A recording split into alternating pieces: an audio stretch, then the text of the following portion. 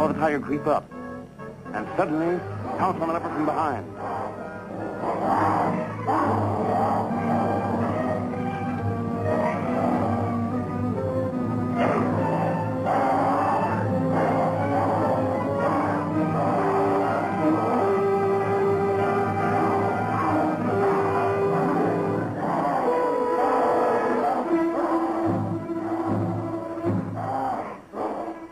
Well, it looks like the jungle cat fight was a draw.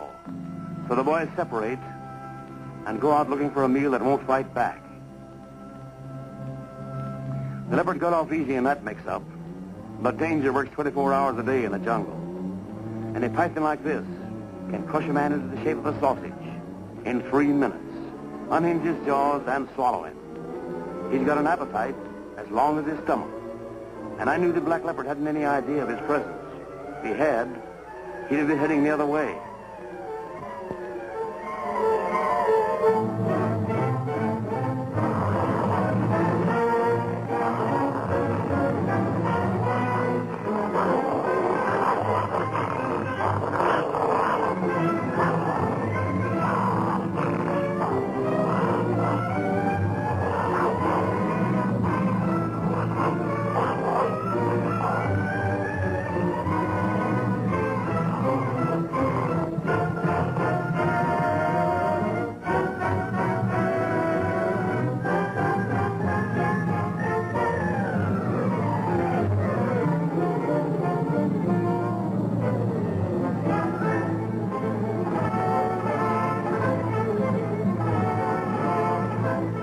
It's all over now.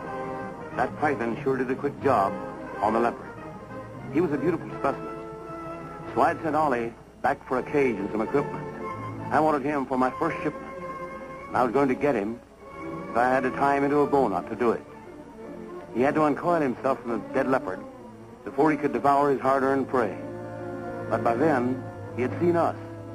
And a python knows instinctively that he has no friends.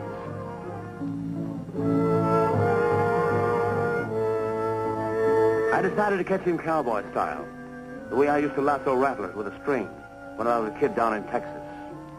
We ran one end of the rope, through the cage, and out the back.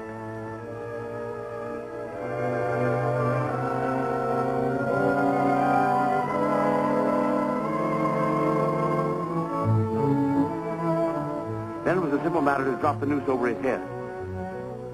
It wasn't so simple, however, to pull him in. These great reptiles have the strength of several men in a tug of war. I knew that if he ever anchored himself with those teeth, the deadly coils would whip around me like the lash of a bullwhip. I knew that if I wanted to keep my original shape, I'd better keep his head under control. Now, he took a vicious swipe at Ollie that time, so I did the same thing to him. He was pretty well tuckered out by now, but there was enough meanness left in him to make up for it. We finally put more than 25 feet of python